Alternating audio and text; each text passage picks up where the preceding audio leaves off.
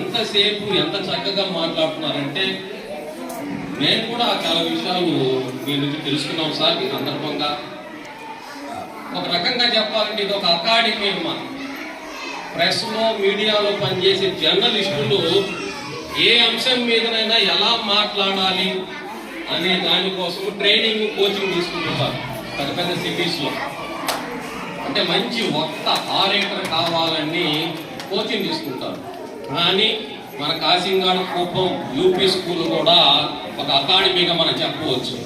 ఎందుకంటే మేమందరం కూడా ధైర్యంగా సభా వేదిక మీద ఏ అంశం ఇచ్చినా కూడా తడబడకుండా మాట్లాడగలుగుతున్నామంటే మాకు కూడా ఒక ట్రైనింగ్ మా డైరెక్టర్ అని చెప్పవచ్చు. ఈ అకాడమీకి డైరెక్టర్ మా హెచ్ఎం గారు.